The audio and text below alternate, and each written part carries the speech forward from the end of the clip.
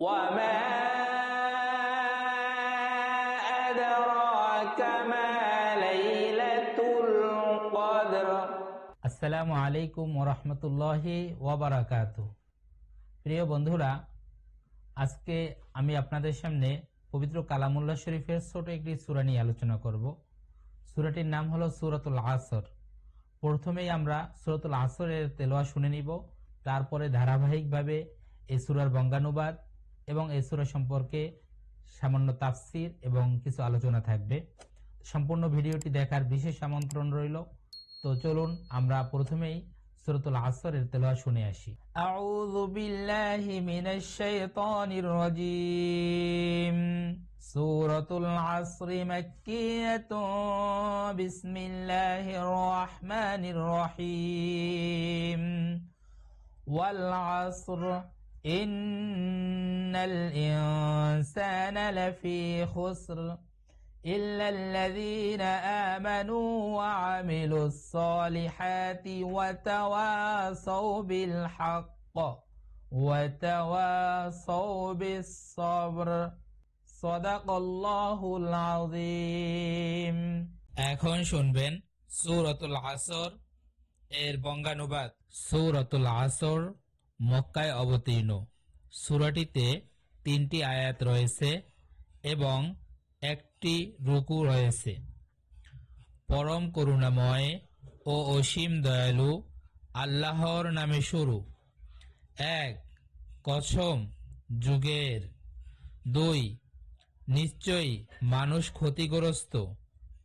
3 কিন্তু তারা নয় যারা বিশ্বাস স্থাপন করে ও সৎকর্ম করে এবং পরস্পরকে তাকিদ করে সত্যের এবং তাকিদ করে সবরের। তো প্রিয় বন্ধুরা, আজকে আমরা এই সূরাটির তেলাওয়াত শুনেছি, এরপরের বঙ্গানুবাদ শুনেছি। এখন আমরা এই সূরাটি সম্পর্কে সামান্য কিছু তাফসির জেনে নিব। প্রিয় বন্ধুরা, আমরা যেন সূরা আসরের অনুযায়ী আমাদের বাকি জীবন অতিবাহিত করতে পারি, আল্লাহ তাআলা সেই তৌফিক দান করুন। তো প্রিয় বন্ধুরা, শুরুতে জেনে আসি সূরাতুল আসরের ভিতরে কতটি আয়াত রয়েছে, সূরাটি কোথায় অবতীর্ণ এবং এই সূরাটির বিষয়বস্তু কি। সূরাতুল আসর পবিত্র কোরআনের 103 নম্বর সূরা। সূরাটিতে 3টি আয়াত রয়েছে এবং এই সূরাটি মক্কায় অবতীর্ণ। সূরাটিতে আল্লাহ সুবহানাহু ওয়া তাআলা প্রথম আয়াতেই বলেছেন ওয়াল আসর। এখানে তিনি সময়ের কসম করেছেন। এই সময় বলতে তাফসীরকারগণ বিভিন্ন বিষয়ে তারা মতভেদ প্রকাশ করেছেন। অনেকে বলেছেন এটাকে আসরের নামাজের ওয়াক্তকে বোঝানো হয়েছে, যেহেতু আসরের নামাজের সময়টা কম, তো এই সময়কে বোঝানো হয়েছে। প্রকৃতপক্ষে আল্লাহ সুবহানাহু ওয়া তাআলা এখানে আসর শব্দ দ্বারা যা বুঝিয়েছেন বা আমরা বুঝতে পারি সেটা হলো মানুষের প্রতিটি সেকেন্ড, প্রতিটি মিনিট, প্রতিটি ঘন্টা, প্রতিটি দিন, প্রতিটি সপ্তাহ, প্রতিটি মাস, প্রতিটি বছর, এমনকি মানুষের টোটাল একটি জীবন বা টোটাল একটি লাইফকে এই ভিতরে অন্তর্ভুক্ত করা হয়েছে। প্রিয় বন্ধুরা, এই অন্তর্ভুক্তর মাধ্যমেই আল্লাহ তাআলা পরের আয়াতে বলেছেন ইন্নাল ইনসানা লাফি খুসর। এই আয়াতে আল্লাহ তাআলা বলেন অবশ্যই অবশ্যই তারা ক্ষতিগ্রস্ত। আল্লাহ তাআলা সময়ের কসম করে কেন এখানে বললেন যে তারা ক্ষতিগ্রস্ত? এখানে তারা বলতে কারা, আমরা পরবর্তী আয়াত থেকে জেনে নিব। তবে তার আগে আমাদেরকে জানতে হবে সূরা আসর সম্পর্কে একটু তাৎপর্যপূর্ণ কিছু আলোচনা। সূরা আসর সম্পর্কে ইমাম শাফিঈ রাহমাতুল্লাহ বলেন, যদি পবিত্র কালামুল্লাহ শরীফের অন্য কোনো সূরা বা অন্য কোনো আয়াত এছাড়া নাজিল না হতো, তাহলে সূরা আসর যদি এ অনুযায়ী মানুষের জীবনযাপন করতেন এবং এর অর্থগুলো অন্তর্নিহিতভাবে ভাবতেন, তাহলে এই সূরাটি তার জন্য যথেষ্ট হতো।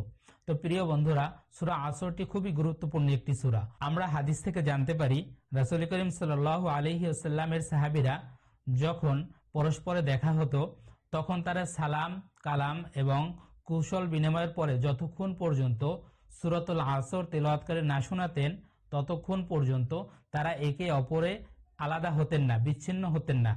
এর দ্বারা আমরা বুঝতে পারি সূরা আসর অনেক গুরুত্বপূর্ণ একটি বিষয় এবং অনেক গুরুত্বপূর্ণ একটি সূরা, যা আমাদের দৈনন্দিন জীবনে সবসময় খেয়াল রেখে চলা উচিত।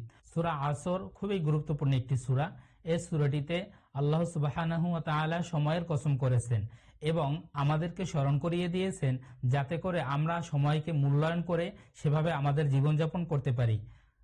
এক হাদিসে বর্ণনায় আছে যে যখন জান্নাতবাসীরা জান্নাতে থাকবেন তখন তারা আফসোস করবেন এবং বলবেন, হায়, দুনিয়াতে যে অবসর সময়টুকু ছিলাম ততটুকু সময় যদি একটু ভালো ইবাদত করতাম তবে জান্নাতে আমার আরো উঁচু মাকাম হতো।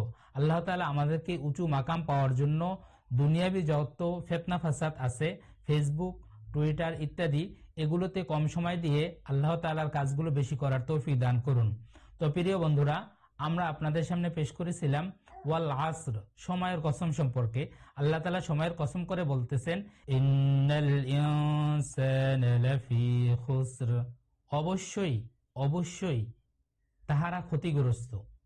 সূরা আসরের সর্বশেষ আয়াতে কারা ক্ষতিগ্রস্ত নয় এ সম্পর্কে আল্লাহ তাআলা বয়ান পেশ করেছেন। তো সেখানে তিনি বলেন, ইল্লাল্লাযীনা আমানু, অতএব যারা ঈমান এনেছে, ওয়া আমিলুস সলিহাত, এবং সৎকর্ম করেছে, ওয়া তাওয়াসাউ বিল হক, এবং সত্য পথে মানুষকে ডাক দিয়েছে, দাওয়াত দিয়েছে, ওয়া তাওয়াসাউ বিস সবর, এবং ধৈর্য ধারণ করেছে এবং সবরের প্রতি মানুষকে ডেকেছে। প্রিয় বন্ধুরা, উক্ত চারটি কাজ যদি আমরা আমাদের জীবনে সর্বনিয়ত করতে পারি তাহলে আল্লাহ সুবহানাহু ওয়া তাআলা আমাদেরকে সকল ধরনের বিপদ আপদ থেকে এবং ক্ষতি থেকে বাঁচাতে পারেন। তাই আল্লাহর উপরে ভরসা রেখে আজ থেকে আমরা প্রতিনিয়ত এই চারটি কাজ খেয়াল রেখে আমাদের জীবন পরিচালনা করার জন্য চেষ্টা করব ইনশাআল্লাহ। প্রিয় বন্ধুরা, ভিডিওটি এখানেই শেষ হলো।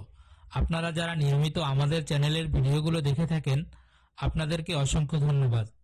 আমরা ইসলামিক বিভিন্ন বিষয়ে এখানে ভিডিও প্রচার করে থাকি।